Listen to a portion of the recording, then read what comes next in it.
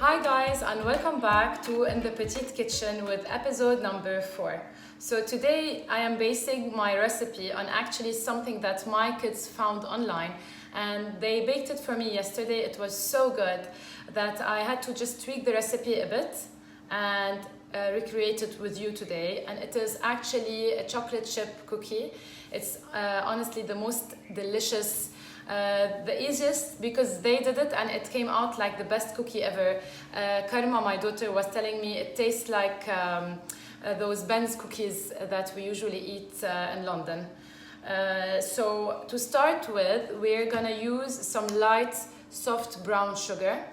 Now the original recipe asks for 2 cups of sugar, 1 cup of soft brown sugar and 1 cup of white granulated sugar. I'm gonna replace the white granulated sugar by some golden castor sugar, and I'm using just half a cup. So 1 cup of soft brown sugar and half a cup of golden castor sugar. So this one can be replaced by any white sugar or any castor sugar or any other type of sugar that you want. So I'm gonna put these here together, and I have 1 cup of butter, which is approximately 226 grams of butter, unsalted and softened. So I left it out for a couple of hours for it to be really soft. So I'm just gonna, I'm gonna bring my mixer. Just gonna put it here, and I'm gonna just place everything in it. So we start with the butter, and then we're gonna add the sugar, and we will whip them together to have a very soft and fluffy mixture. So I wanted to show you. So this is the paddle attachment, and I happen to have the paddle attachment with a silicone bit, which I really like. If you don't have it, just use a rubber spatula to scrape scrape the sides as you go. Today we have in the kitchen Talia. So this is my Talia, my assistant today. So just make sure that this is attached. I'm gonna whip this until it's light and nice and fluffy. So this step is called creaming. It's when we whip, or it's beating. So technically you should be able to do this step with a wooden spoon, where we want the butter and the sugar to really get mixed well together and to become light and fluffy. To that, I'm gonna add the eggs and the vanilla. I'm gonna show you how this mixture looks like now. It's nice and light and fluffy. Now, since it contains brown sugar, it's not white, but usually when you start with yellow butter and then you add the flour, you add the sugar, sorry, and you whip them together, you end up with a very light mixture. So look at that. So I'm just gonna put it back in and add the eggs 1 at a time with the vanilla. So make sure to scrape the sides, and we're gonna mix in the egg 1 at a time, mixing well after each addition. So at this stage, we don't worry about overbeating because we don't have the flour, so it doesn't matter. So I'm just gonna crack the first egg. Now we need to put 2 tablespoons of vanilla. Just gonna squirt, but 2 tablespoons is the amount. I know my my ratios. So I'm just gonna give this a good mix. And then we'll add the second egg. Okay.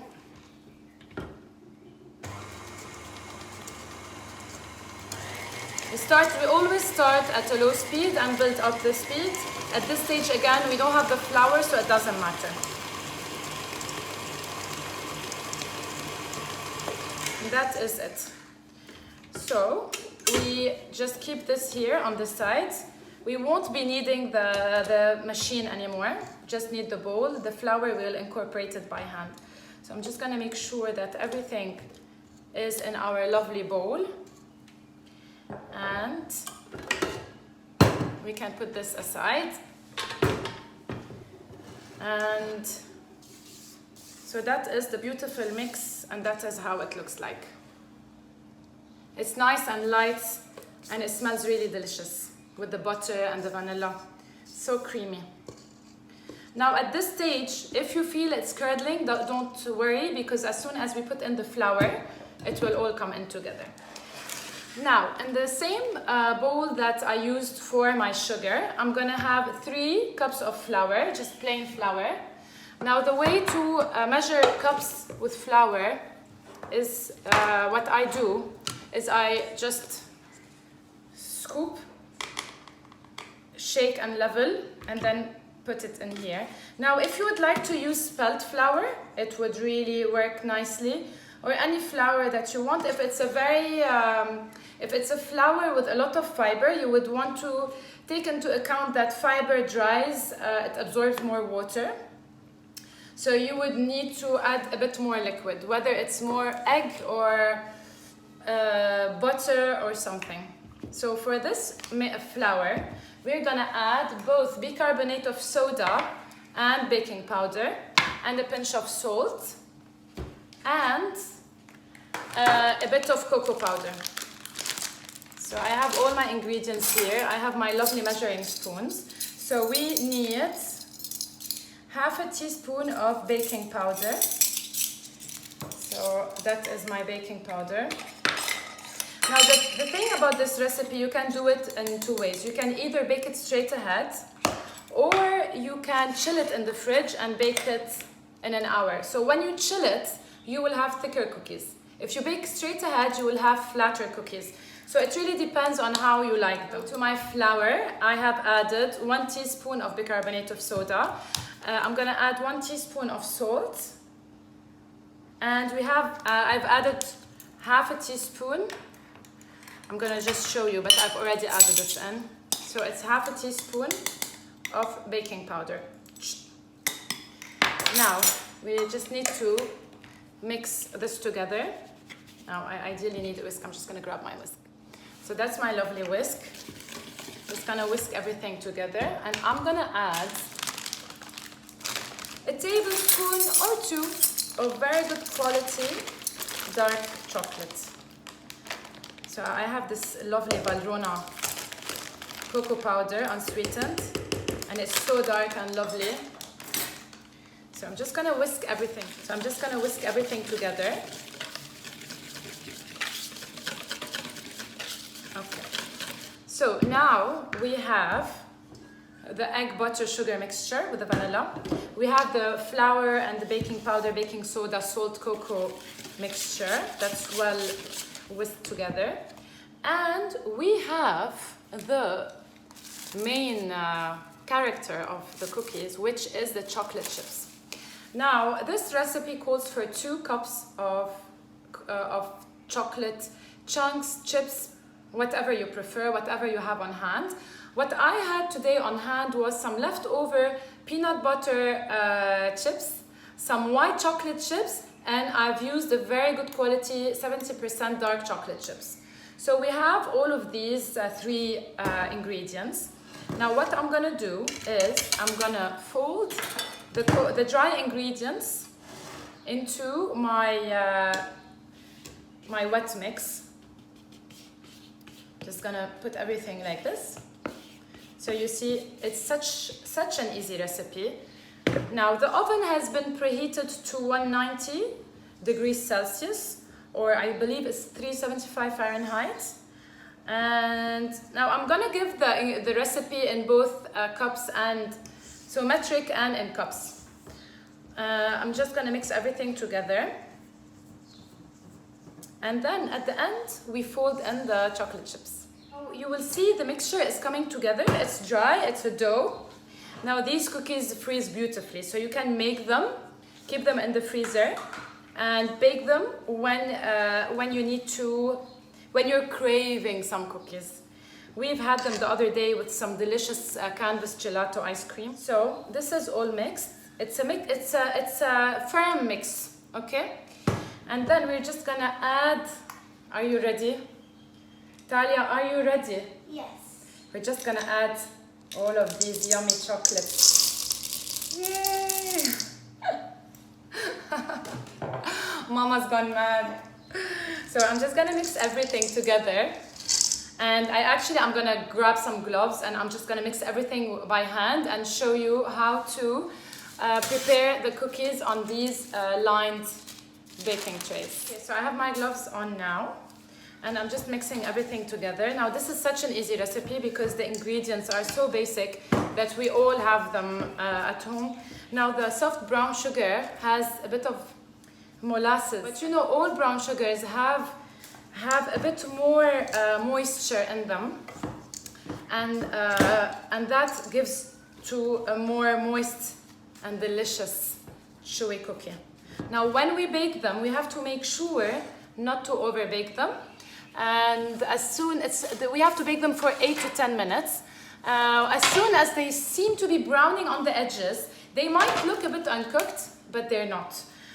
We have to remove them, keep them on the tray for a few minutes, and they will keep on baking as they cool. So the best way to measure is to take a spoon, my favorite soup spoon, and just make some balls like this and place them on the tray. And have them spaced out because the cookie will indeed spread. Now you can have them smaller or bigger depending, but they're nice. I might do 2 sizes on 2 different trays because the baking time will differ. So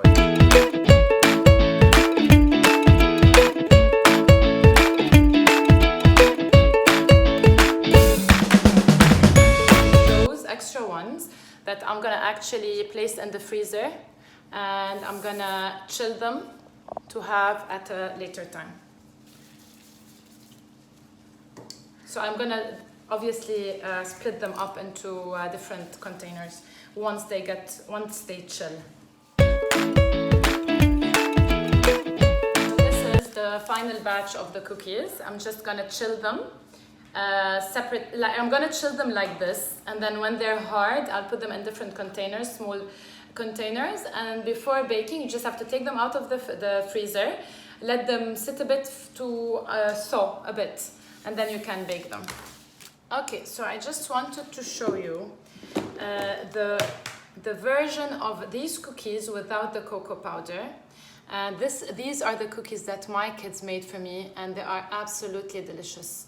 Still moist and chewy from yesterday. So these are the ones that are without the cocoa powder. Now mine are more of an adult version.